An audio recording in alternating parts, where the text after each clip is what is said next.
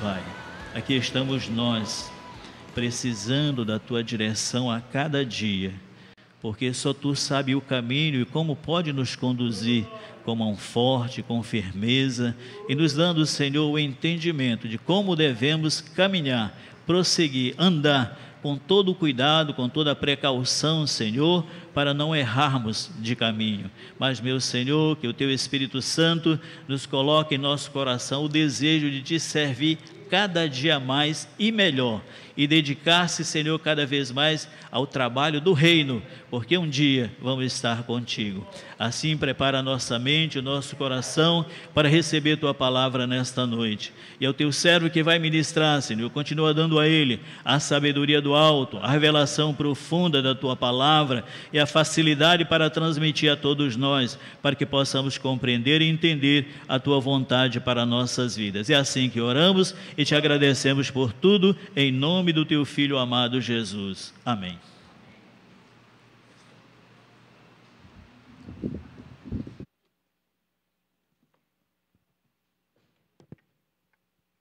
Paz do Senhor aos irmãos. Graças a Deus, vamos hoje retornando à nossa sequência dos evangelhos, né? A semana passada trouxemos uma mensagem lá de Cantares de Salomão.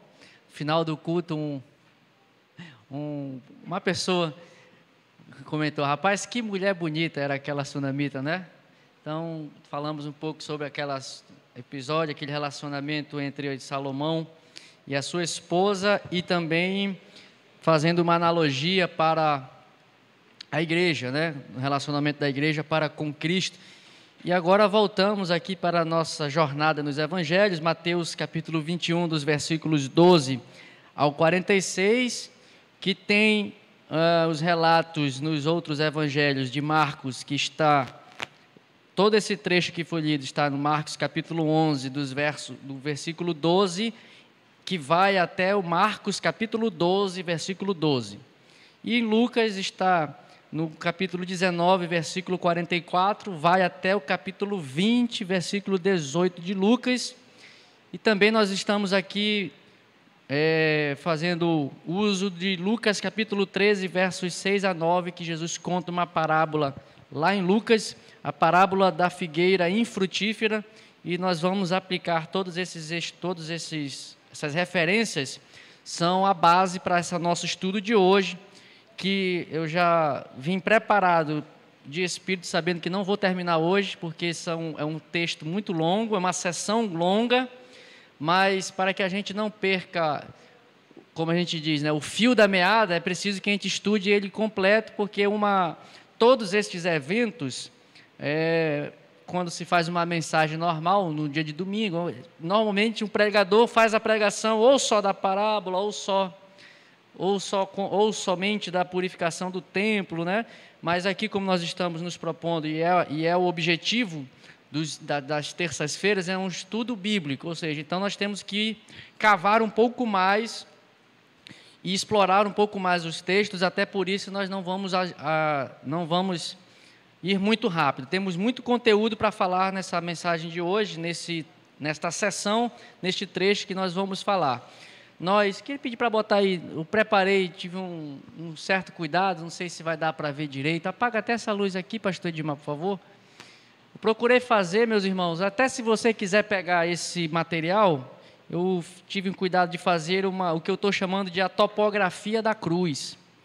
É a jornada, eu tenho falado para os irmãos que nós estamos na reta final do ministério de Jesus, desde o capítulo 20 de Mateus, melhor dizendo, quando Jesus entra em Jerusalém, que está aqui, que nós já estudamos, a entrada de Jesus em Jerusalém, deste dia, deste fato, até a cruz, levarão 5 dias. Então, tudo que nós estamos estudando aqui, vamos estudar daqui para frente, são fatos que acontecem em 5 dias.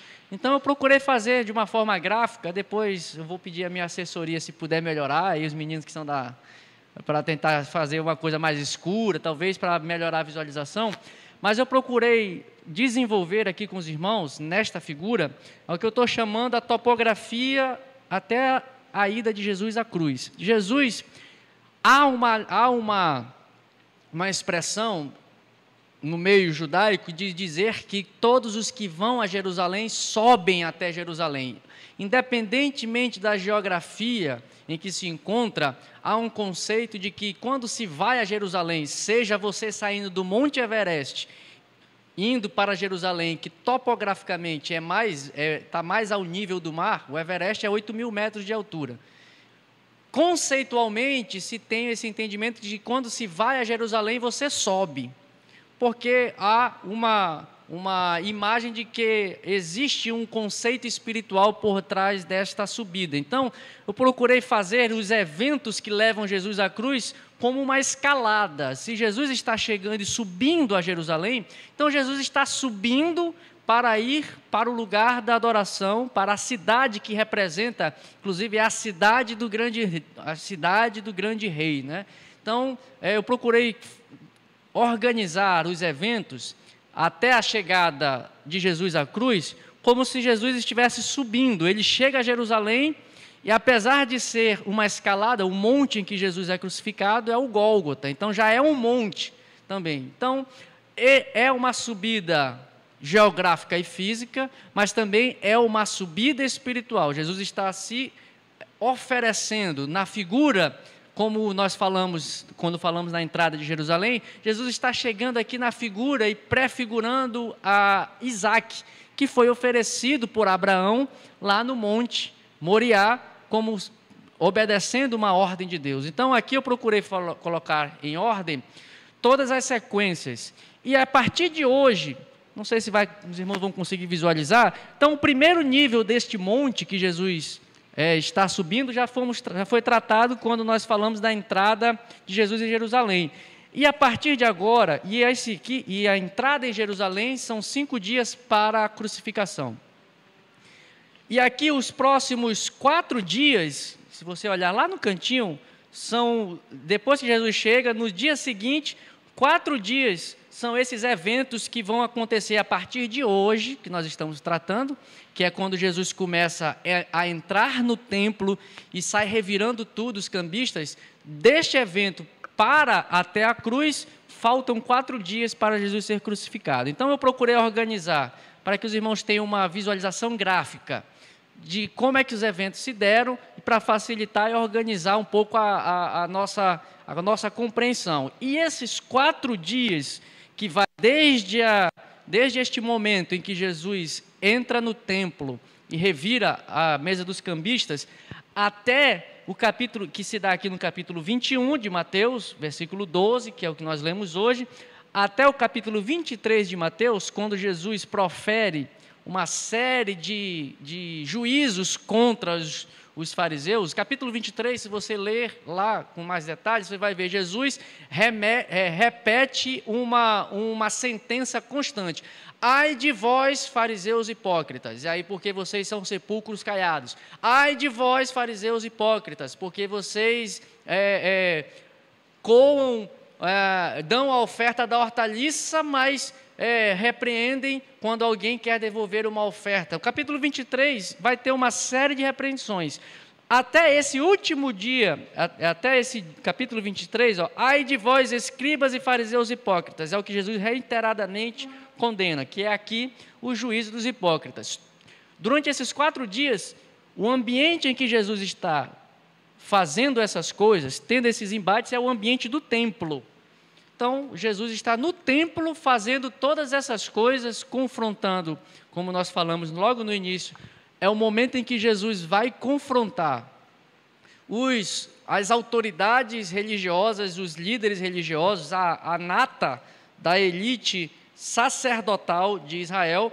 Enquanto Jesus estava só operando milagres lá na Galileia, para os pobres, eles não estavam tão preocupados. Mas o que causou a morte efetivamente de Jesus, digamos assim, o pretexto usado foi justamente o embate de Jesus contra os fariseus. Então, e os fariseus, saduceus, os sacerdotes e toda a elite religiosa de Israel.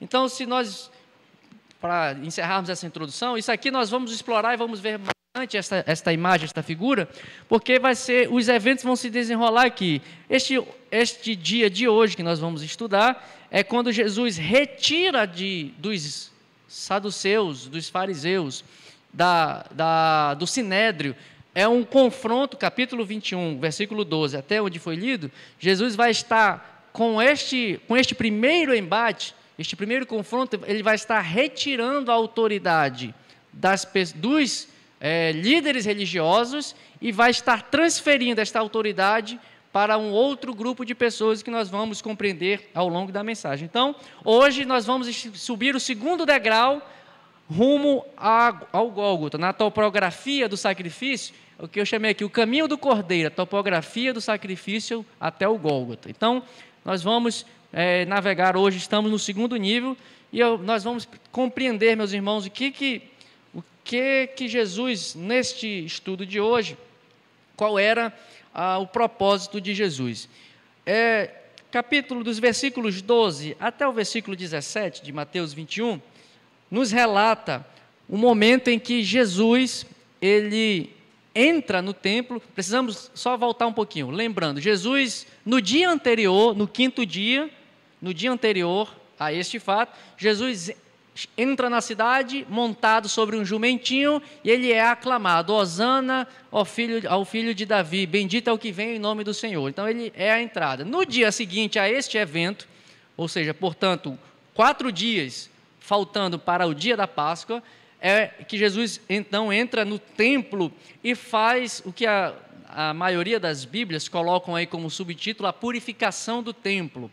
É o momento em que Jesus ele vê aquele cenário que está acontecendo no pátio do templo. Ele vê ali sendo oferecido, entre aspas, um serviço religioso, mas que era um serviço religioso que, na verdade, é porque ao final ele atribui: na verdade, vocês estão fazendo da casa do meu pai um covil de ladrões. Então, Jesus, neste primeiro momento, ele já entra confrontando os fariseus na forma em que eles conduziam a adoração a Deus. Temos que lembrar que no culto judaico, o templo é o centro da adoração, ou seja, o templo é o lugar em que todo judeu vai para adorar ao Senhor. Então, se ali é o lugar de adoração, é o lugar, inclusive quando Salomão dedica o primeiro templo, esse aqui já é o segundo templo reformado por Herodes, mas quando Salomão consagra o templo, o primeiro templo, quando é construído, lá no 1 Reis, capítulo 8, ele faz uma oração e diz: portanto, Senhor, todas as vezes que o teu povo, quando orar com os rostos voltados para este templo, tu que estás nos céus, no alto, no teu trono, escuta a voz do teu povo, Senhor. Então era o lugar que o povo tinha era o lugar em que sabia-se o povo que ali Deus estava. E os sacerdotes, os líderes religiosos, os fariseus, como sendo os representantes de Deus, tinham que fazer daquele lugar um lugar que as pessoas, ao chegarem ali, verdadeiramente reconhecessem ali como lugar de adoração a Deus. Então, na verdade, não era assim que estava. Os sacerdotes inovaram no culto a Deus. Fizeram uma novidade, trouxeram uma inovação na adoração a Deus. E toda novidade, temos que estar atento com novidades. Tem muitas novidades que chegam no meio da igreja como que sendo para revolucionar, para fazer com que as coisas cresçam, para fazer com que as coisas expandam, para ajudar o adorador. Então se inventa uma série de novidades. E aqui, qual era a novidade? Essa era a época de Páscoa, estamos perto da chegada da Páscoa. Como eu falei, todo judeu subia em direção a Jerusalém para oferecer sacrifícios de Páscoa, o sacrifício da Páscoa em favor dos seus pecados, tudo mais. Então, qual era o dever daquele que vai ao encontro do templo oferecer sacrifício? Ele tem que trazer da sua casinha o seu cordeiro, a sua ovelhinha, a sua rolinha, tem que trazer o animal que ele vai oferecer como sacrifício, ele tem que trazer lá de casa para entregar no templo e oferecer em sacrifício ao Senhor como o cordeiro da Páscoa. Mas os sacerdotes, líderes religiosos, não, esse negócio está muito difícil, vamos facilitar a vida desse pessoal, afinal de contas é muita gente, eles estão vindo de muito longe, estão espalhados já fora há muito tempo de Israel, na diáspora, em outros países. Já imaginou sair com essa oferta, carregando essa ovelhinha lá, não sei de onde, lá da Turquia, por exemplo, e vir carregando isso para vir oferecer aqui? Não, vamos facilitar a vida, vamos oferecer animais aqui, puros, conforme a lei determina, sem mancha, sem mácula, de 1 ano de idade, eu não sei o quê. Não tem dinheiro para comprar um cordeiro de 1 ano de idade, sem mancha? Não tem problema não, aqui nós vendemos também rolinhas, pode oferecer essa rolinha. Não tem dinheiro para rolinha? Não tem problema, seus problemas acabaram. Temos também aqui as farinhas de trigo, você pode comprar e oferecer. Ou seja, era o sacrifício facilitado. O que Jesus fala a respeito de sacrifício? De quem quer seguir após Ele? O que Ele diz?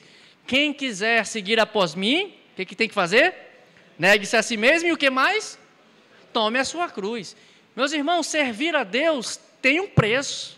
Servir ao Senhor de forma que Ele se agrade do nosso culto e do nosso serviço prestado a Ele, tem que ser pago um preço.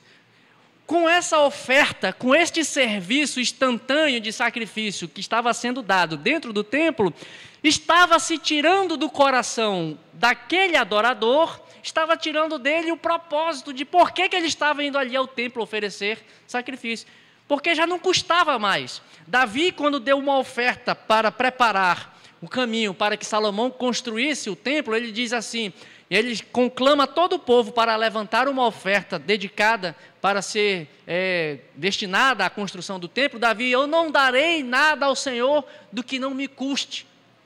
Ou seja, a oferta de Davi para entregar, para que seja construído o templo, era algo que tinha que lhe custar algo.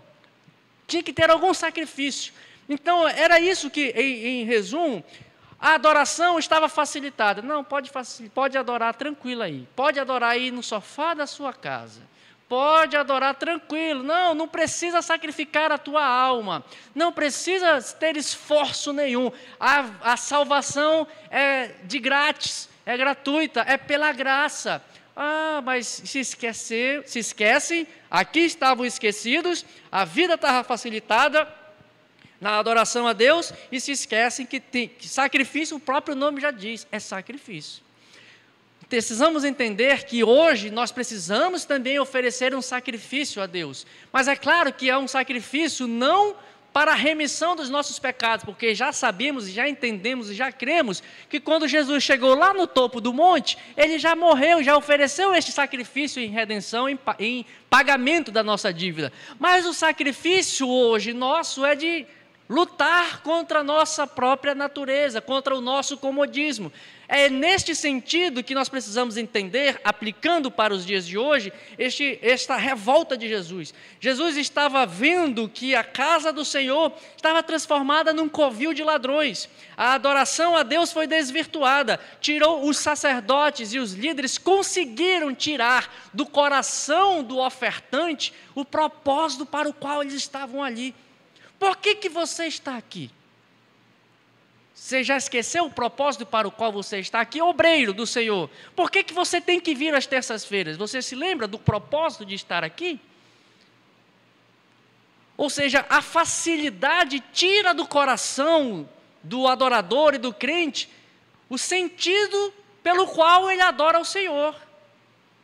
Então, tudo que é muito fácil, meu irmão, também vai fácil. Não diz isso? Tem um ditado a respeito do dinheiro. O dinheiro que vem fácil também vai embora fácil. Tudo que é muito fácil não tem valor. Não se dá o valor. Onde está o teu coração, aí estará o teu tesouro. Jesus já nos adverte sobre isso também. Então, era este o problema. E a indignação de Jesus era de ver que neste lugar, que era para ser uma casa de oração, eles estavam usando como um covil de ladrões. E muito mais, e na verdade aqui, além disso, eles impediam, porque o lugar em que esses homens estavam vendendo e fazendo este comércio do culto, comércio da adoração, o sacrifício delivery, era o sacrifício delivery. É que muito crente faz hoje, é o sacrifício a Deus via delivery. chama no iFood lá, manda trazer um cordeiro que eu vou sacrificar a Deus. Se tivesse iFood naquela época, era desse jeito. Chama o Uber Eats, manda chamar o Uber Eats aqui que vai vir uma rolinha. Eu estou precisando de uma rolinha, porque eu vim despreparado, sabe como é, né? Eu vim de muito longe, eu vim lá da Turquia, eu vim lá, sabe, da Capadócia, eu vim lá, sabe, não sei de onde. Eu vim despreparado, não trouxe minha ovelhinha, mas chama o Uber, chama o iFood aí que vai chegar o sacrifício. Era isso. Nos tempos de hoje é isso aqui que estava acontecendo. O crente dessa época estava com a vida muito fácil. E aí era essa a revolta de Jesus. Além de tudo isso, a revolta de Jesus também é que este lugar de comércio acontecia numa região do templo que era chamada de o Pátio dos Gentios. Era o local em que era um ambiente do templo. O templo, em síntese, em rápidas palavras, ele tinha suas divisões e tinha essa parte em que os sacrifícios eram oferecidos na parte externa, tinha um altar que ficava lá um sacerdote para sacrificar os animais e as oferendas, tinha uma pia, tem toda uma estrutura lá que Êxodo nos relata, Moisés nos relata. Não é esse o objetivo que eu quero hoje, nesta noite, mas era no templo, este pátio era um lugar de acesso, e aí, conforme você vai entrando nas partes mais reservadas do templo, o acesso vai sendo limitado. Até o lugar, o átrio é acessado por um determinado grupo de pessoas, o lugar santo já é acessado por um grupo mais restrito ainda, e o lugar santíssimo é mais restrito ainda, que só uma pessoa entrava, que era o sumo sacerdote, e que só entrava uma vez por ano, para apresentar ofertas de sacrifício em favor dele primeiro, e depois em favor do povo. E o lugar dessas vendas era no lugar em que era o acesso dado aos gentios, aqueles não-judeus, que creram em Deus de Israel e viam que o Deus de Israel era o Deus verdadeiro, era o único lugar que os gentios tinham para prestar cultos ao Deus verdadeiro. E o que os sacerdotes fizeram? Encheram de comércio, encheram de negócio, encheram de banquinha, de tacacá, de tudo, de ovelha, de carneiro, então era todos os tipos de negócio, e aí aqueles dos povos, das nações, que queriam adorar, e era o único espaço permitido para adorar ao Deus verdadeiro, estava ocupado por comerciantes da fé. Então, esses são os dois princípios, é por isso que Jesus diz, olha, vocês têm, a minha casa será chamada casa de oração para os povos. Marcos acrescenta esse para os povos. No livro de Mateus não tem essa casa de oração para as nações. Isso que Jesus está falando, a casa do Senhor será uma casa de oração para os povos, é o que está na profecia de Isaías 56:7. Jesus está repetindo. O átrio, esse lugar, é o acesso disponível para todas as nações virem adorarem ao Deus verdadeiro. Mas vocês, líderes religiosos, vocês, sacerdotes, vocês que se acham os entendidos das coisas, estão fazendo do lugar da adoração para acesso aos povos um lugar de comércio, um lugar de negócio. E além de tudo, e era um lugar de negócio por uma terceira razão. Então trouxe duas razões, vou colocar a terceira. Primeira razão, Jesus está revoltado porque eles tiraram o sentido da adoração, tiraram do coração o sentido de sacrificar do povo. Segunda razão é porque eles estavam impedindo o acesso a todas as nações para cultuarem a Deus. E a terceira razão da indignação de Jesus é que eles estavam mais antenados e faziam isso mais porque queriam receber dinheiro do que qualquer outra coisa. Era menos para facilitar a vida dos ofertantes e era muito mais para receber dinheiro. Sabe por quê? Se você ler aqui, você vai ver que tinham cambistas e vendedores. O que é um cambista? Vem da palavra cambiar. Vem da palavra câmbio. Quando você pega um dinheiro, um exemplo, você quer comprar dólar, você vai fazer um câmbio. Você quer vender, você vai usar o seu real para comprar dólar, ou seja, você vai sair de uma moeda chamada real para cambiar para uma outra moeda que é o dólar. E aí você tem uma taxa que você paga aí, hoje o dólar está 5,50, 5 e tanto. Então, a cada um dólar que você quer comprar para cambiar, para você comprar $1, você tem que pagar R$ 5,50, estou arredondando. Então isso é cambiar. Os cambistas estavam ali no templo, tinha cambistas e tinha os vendedores dos sacrifícios. A figura dos cambistas era para observar o que havia, e é um preceito lícito, há um preceito lícito, uma lei lícita, que está dada lá em Êxodo capítulo 30, versos 11 ao 16, que estabelecia um tributo que deveria ser pago para o templo. Como se fosse uma oferta, o texto diz lá como um tributo. Por que existia esse tributo? Para a manutenção do templo.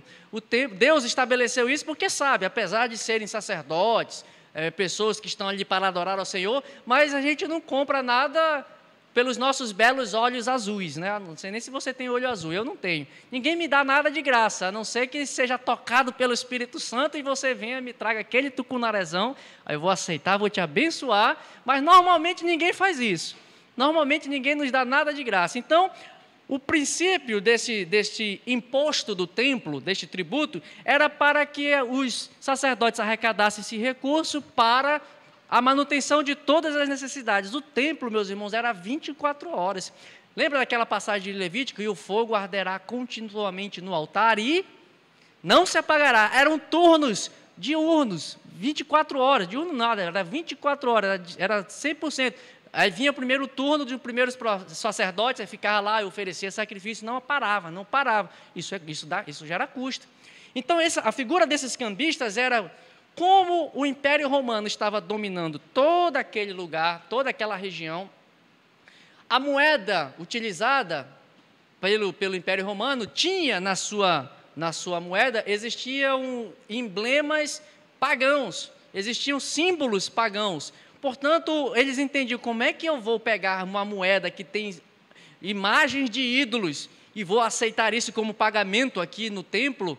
Então, a ideia era boa. Normalmente as ideias são até boas. Depois o homem desvirtua.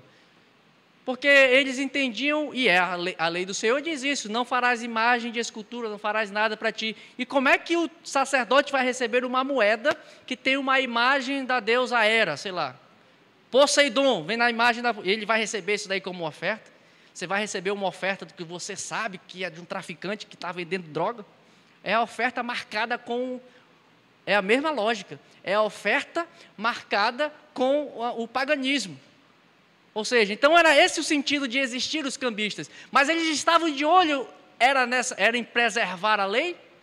Não, senhor, eles estavam de olho, era na bufunfa, na grana. Espera aí, vamos arrecadar, vamos botar mais gente, bora botar mais cambista, vamos botar mais gente para arrecadar. Então, eles tinham que fazer o câmbio entre a moeda do Império Romano para receber a moeda que era aceita no templo, inclusive a moeda até hoje de Israel, que é a moeda chamada shekel. Essa é a moeda que eles recebiam. Então, por essas três razões, Jesus se indigna e se revolta e se levanta contra todo esse sistema caído. Veja, esse é o primeiro embate, meus irmãos, de Jesus. É o primeiro, ele já entra dando pontapé no lustre, como a gente diz. Ele já entra lá em cima. Ele já entra chutando a porta lá em cima e dizendo, está tudo errado. Vocês estão todos errados.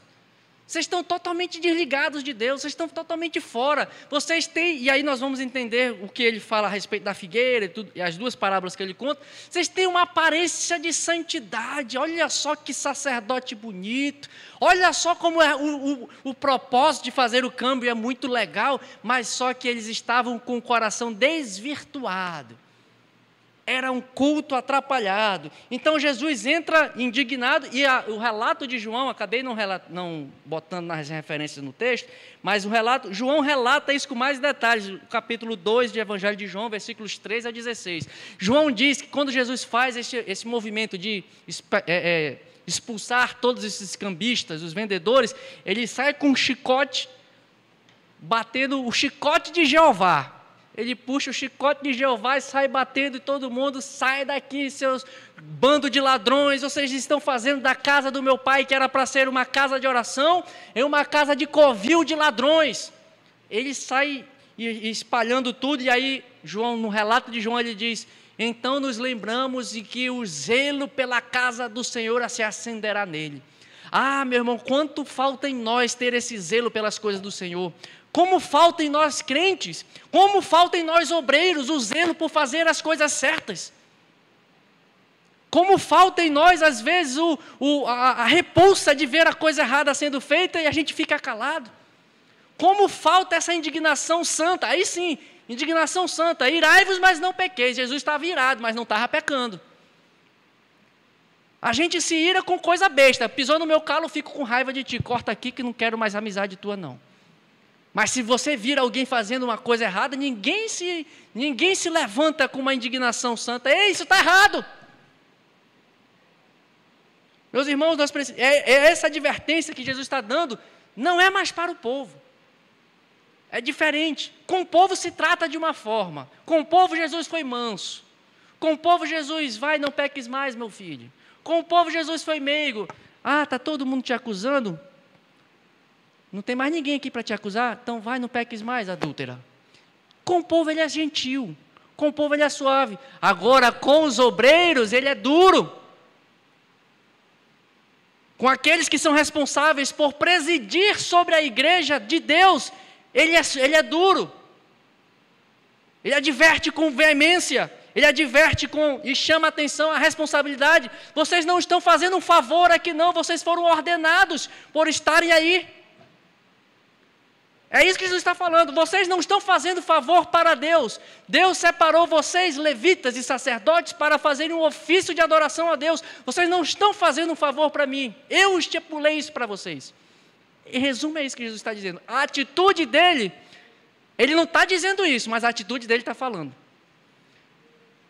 E uma ação vale mais do que 1000 palavras. Então, meus irmãos, precisamos nos atender. E aí, quando Jesus fala isso, está no meio do templo, imagine, é uma multidão de gente, meus irmãos. Essa época, Jerusalém quadruplicava o número de pessoas em Jerusalém nesta época de Páscoa. Era muita gente. Então, Jesus faz isso, sai expulsando todo mundo, dando chicoteada e arrebentando com tudo. Seus ladrões, bandidos, seus covil de ladrões, ou seja, era Alibabá e os 40 ladrões, eram 71 sacerdotes, o sinédrio era composto por 71 sábios e anciãos, então era Alibabá e os 71 ladrões que tinham lá no templo do Senhor.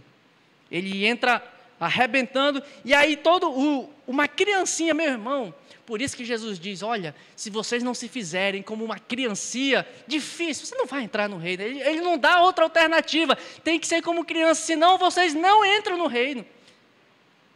E em meio a toda essa cena, imagine, Jesus puxou o cinto, se ele tivesse cinto, era um chicote, alguma coisa, ele puxou e saiu dando chicoteada lá.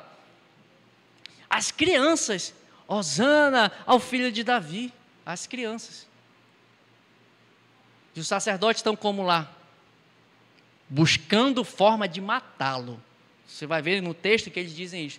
Não pode. Jesus está aqui fazendo, na verdade, com este ato aqui, é o que eu escrevi aqui, Jesus está fazendo um protesto profético. Tem gente que faz protesto de tudo quanto é jeito, né? Esse protesto de Jesus aqui é um protesto profético. Abra sua Bíblia em Zacarias, capítulo 14, verso 21. Jesus está realizando, na verdade, essa sua indignação é profética. Zacarias diz assim, 14, verso 21. E todas as panelas em Jerusalém e Judá serão consagradas ao Senhor dos Exércitos. Todos os que vierem sacrificar, as pegarão e cozinharão nelas. Naquele dia, não haverá mais comerciantes no templo do Senhor dos Exércitos. Jesus fala, a palavra que está na boca de Jesus é o cumprimento da profecia de Isaías 56, 7. Mas o ato em si, está se cumprindo a profecia de Zacarias 21. Naqueles dias, o que significa naquele dia?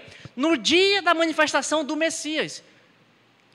O profeta Zacarias está dizendo, naquele dia, quando o Messias vier, naquele dia não haverá mais comércio na casa do Senhor. Olha, é muito claro, não haverá mais comerciantes no templo do Senhor. Então, é um protesto profético de Jesus, e com isso, os sacerdotes, os líderes, não eram bobos, não eram ignorantes, não eram incautos. A carapuça serviu bonitinho. Sabe por quê? Porque eles certamente lembraram de Zacarias.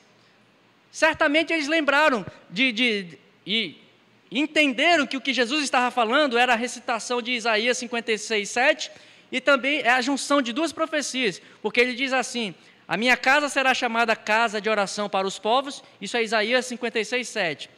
A segunda parte do que Jesus declara: vós, porém, fazeis dela um antro de assaltantes. Isso aqui já é Jeremias 7:11. Jesus junta duas profecias e atribui a junção dessas duas profecias e diz: isso aqui são vocês. Vocês são assaltantes, mas fazendo da casa do meu pai um lugar de assalto, de coisas erradas, um covil de ladrões, mas enquanto ela tinha que ser casa de oração. E aí ele faz isso, cumprimento desse protesto profético de Zacarias. Ele expulsa todos esses comerciantes, e aí os meninos, ao verem esse protesto, se os irmãos lembrarem, há 2 terças-feiras, o que eu expliquei para os irmãos, o significado dessa expressão, Hosana nas alturas, Hosana ao filho de Davi. Essa expressão Hosana, na verdade, muito menos é uma expressão de adoração e é muito mais uma expressão de pedido de socorro.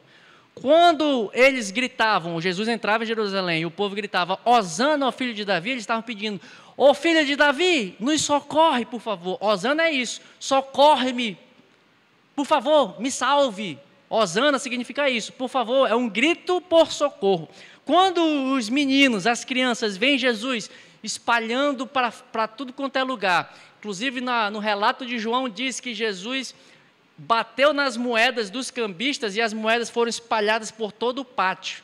Além de botar para correr os vendedores dos sacrifícios facilitados, ele ainda espalhou tudo lá. Então, os meninos, ao olhar essa cena, é esse que vem para nos salvar. É esse que vem para nos tirar desta opressão, tanto de Roma, como desta opressão religiosa, destes homens que só impõem fardos pesados. No capítulo 23 de Mateus, Jesus vai dizer, vocês impõem fardos pesados para o povo que vocês mesmos não conseguem empurrar nem com um dedinho. Então, aqui as crianças estão dizendo, Hosana, socorre-me. Só tu, que és o filho de Davi, é que pode me socorrer. Só tu, que és o rei, Messias, é que pode me socorrer.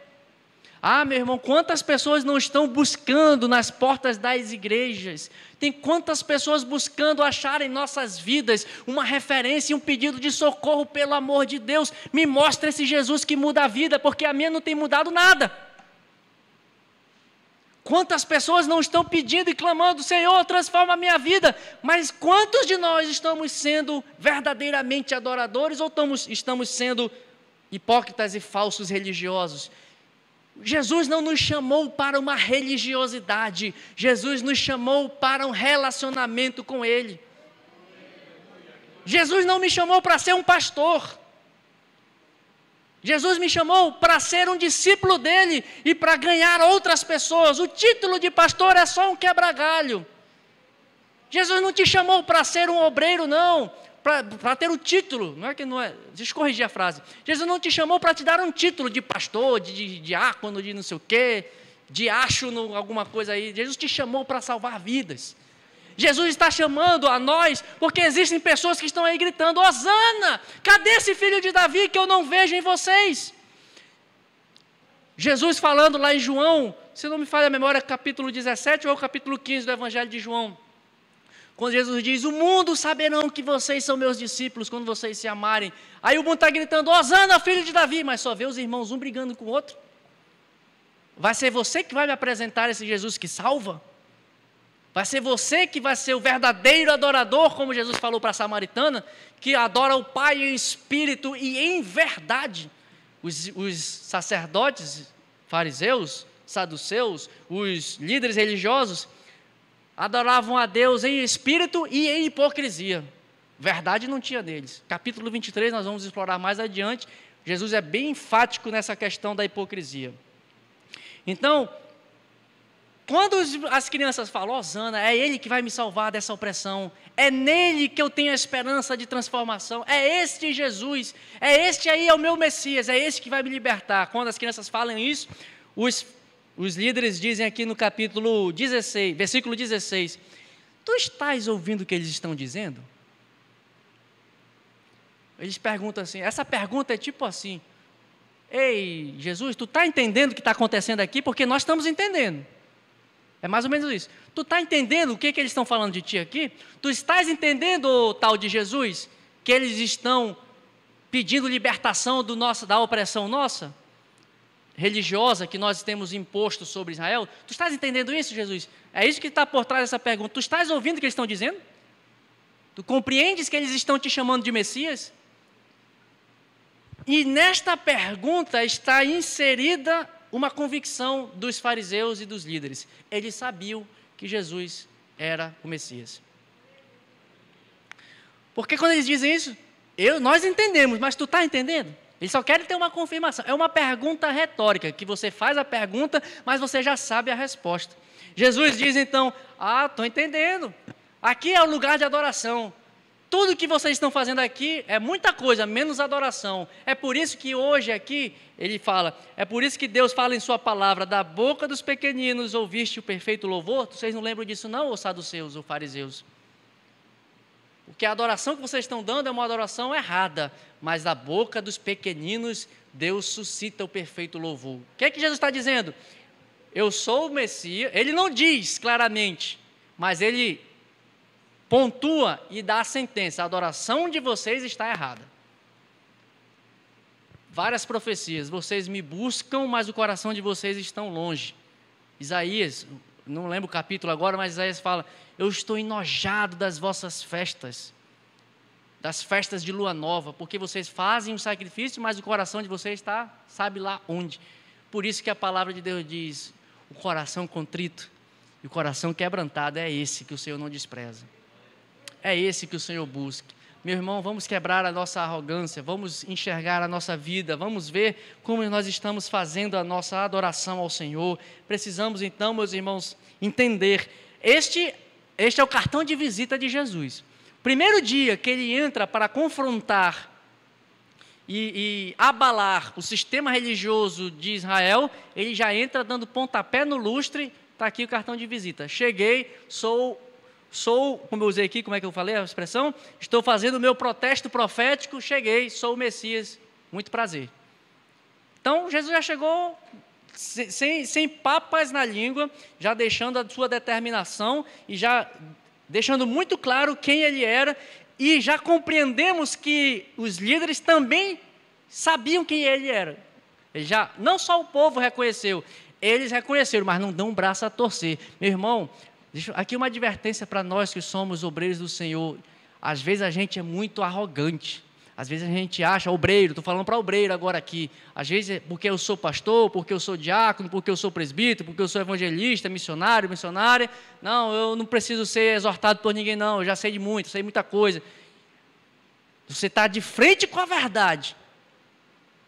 A verdade está ali na sua frente, em carne e osso, em pessoa. Mas não dá o braço a torcer. Porque mais vale o título de sacerdote, mais vale o título de sabe lá o que seja, do que se sujeitar ao verbo vivo que desceu do céu e está na tua frente, e a gente não faz isso. Meus irmãos, quantos de nós não fazemos isso?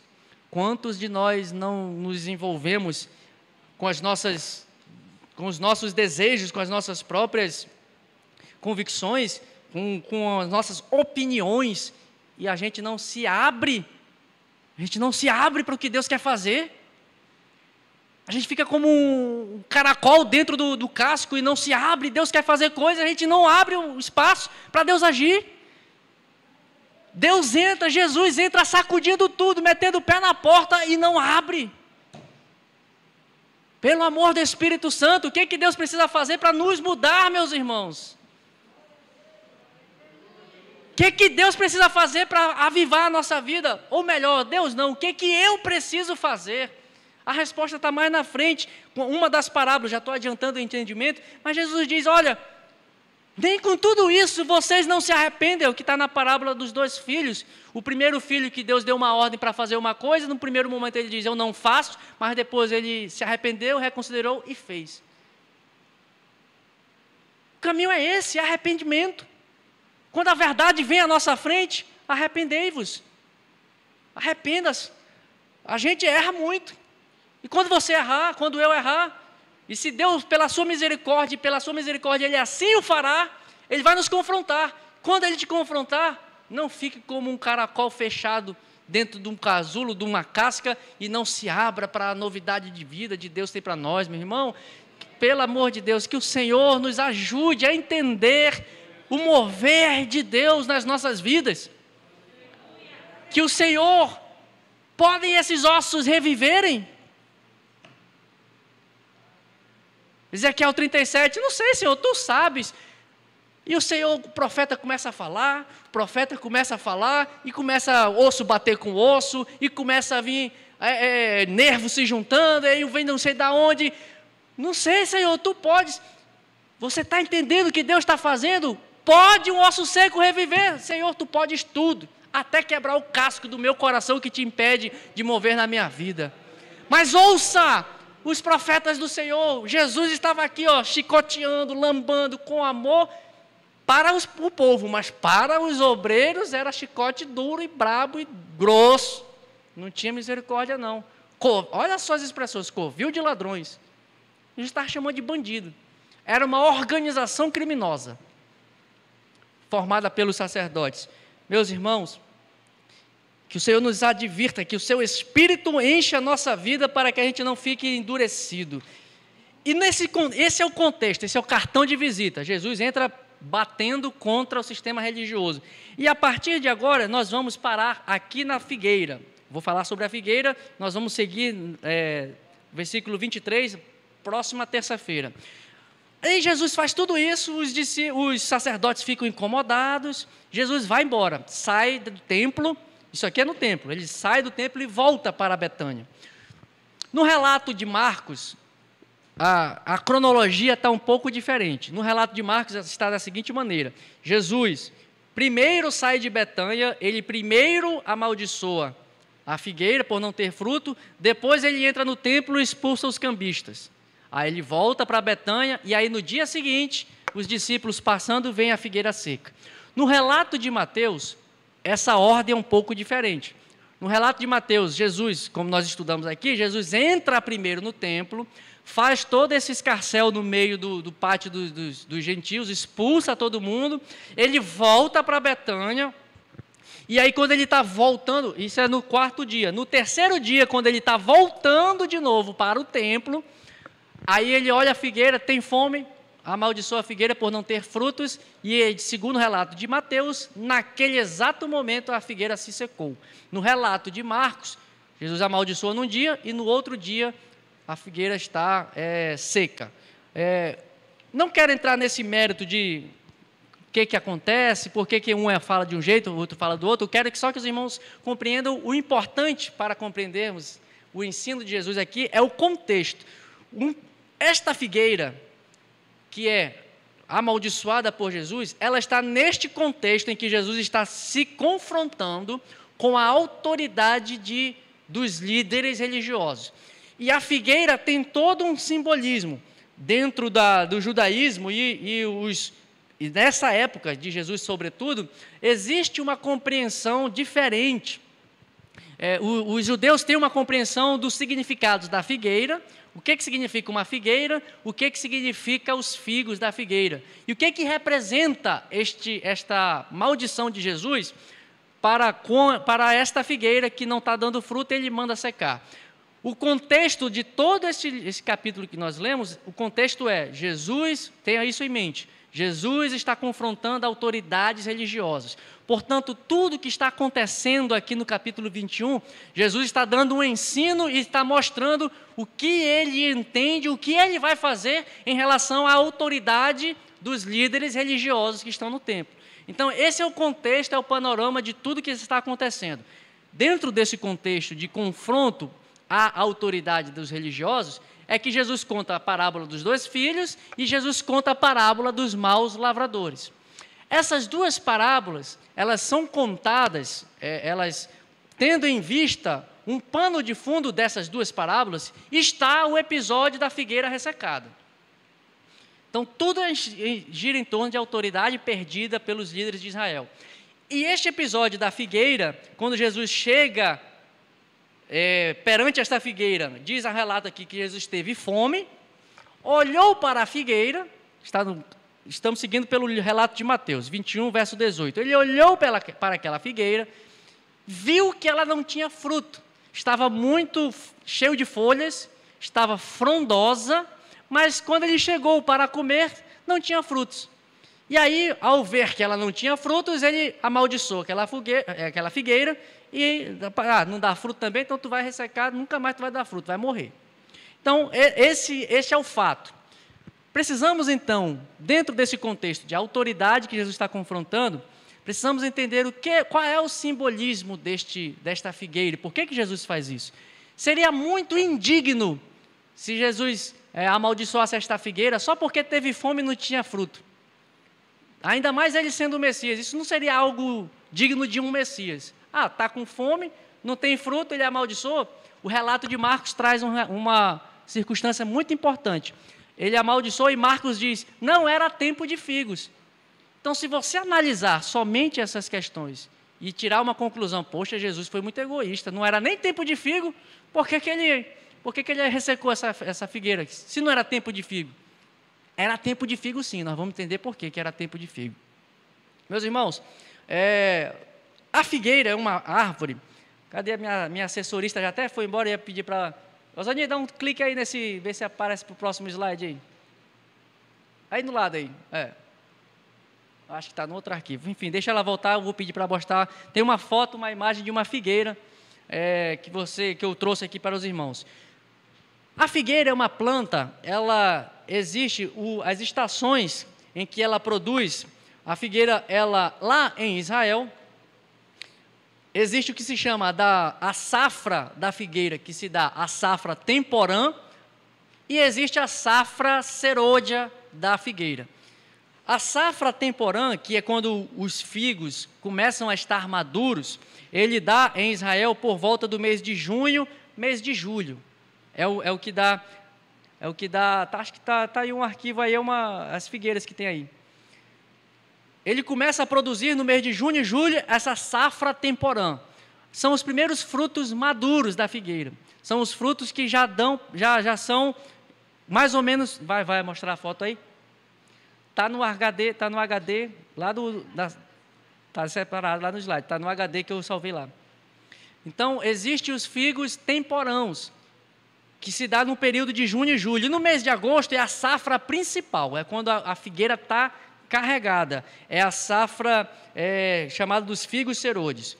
Porém, antes de ela chegar nessa fase, que é mais ou menos o mês de junho e julho e o mês de agosto, um pouco antes, a figueira ela já produz um fruto verde, que os árabes chamam lá de taquesh.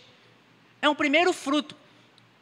Significa que, lá em Cantares de Salomão, capítulo 2, verso 13, tem um texto lá, quando nós, inclusive, estudamos esse texto, falamos disso na terça-feira passada.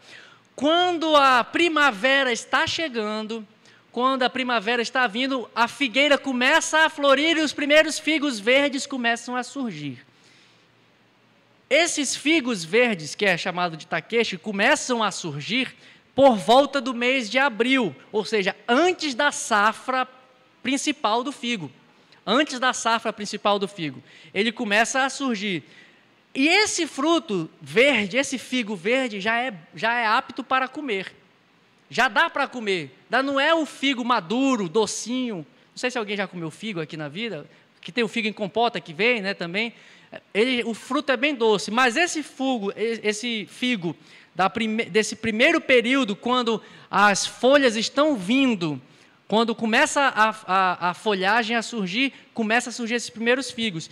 Esse era o figo que Jesus estava procurando, nesta figueira. Esse período, não se esqueça que estamos em Páscoa, período de Páscoa. O mês de abril, se eu achar, o que eu faço com vocês? Está salvo na pasta principal. Esse nome aqui, ó. O Caminho do Cordeiro, Pastor Everlão, o nome do arquivo. Então, depois a gente vê, vamos seguir. Depois, eu salvei no HD, no arquivo D, no HD D lá da Miriam lá.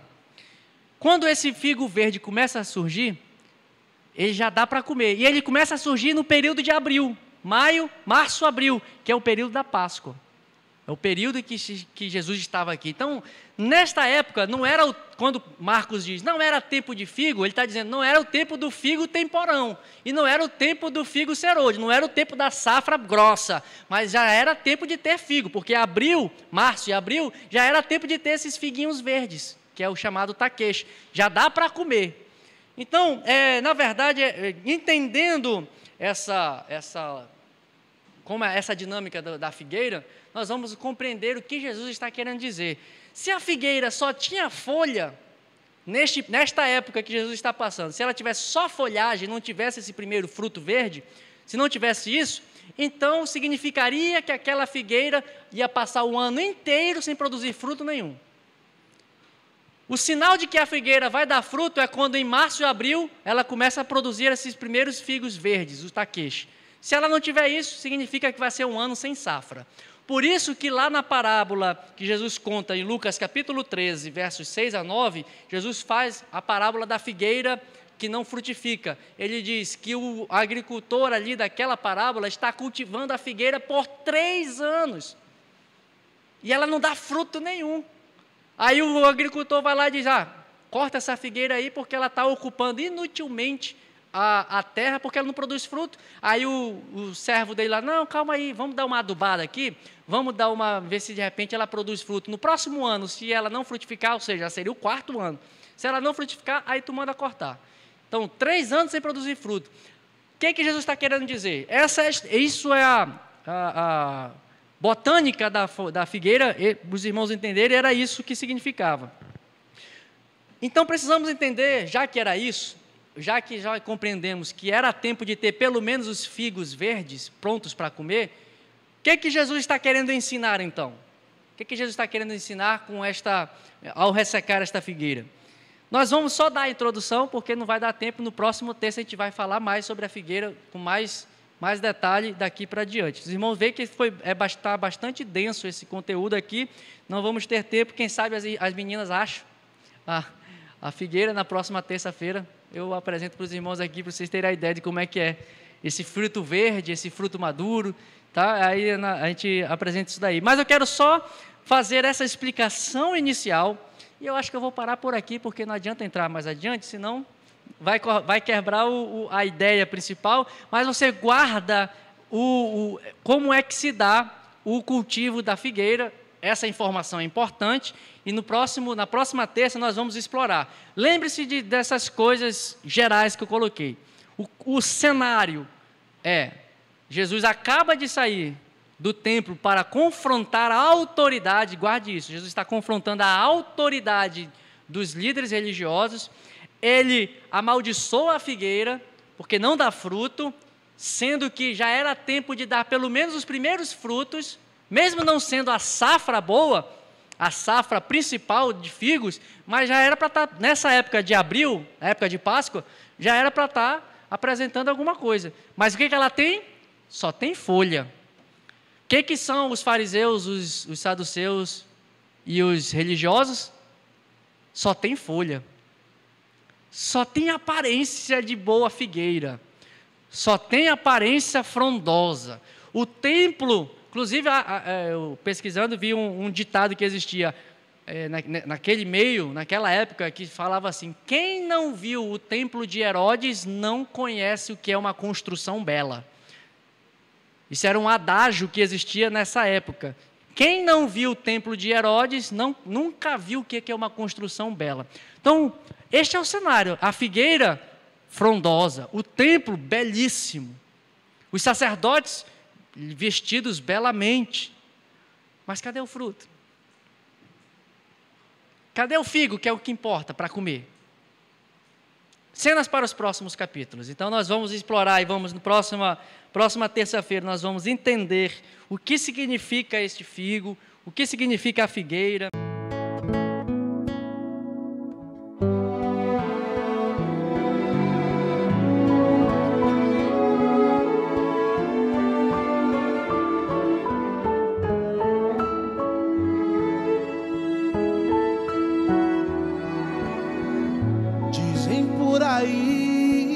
Deus mandou um recado errado.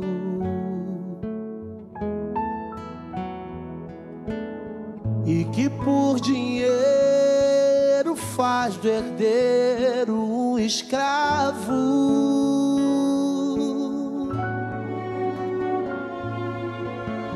Em nome de quem corromperam o sagrado,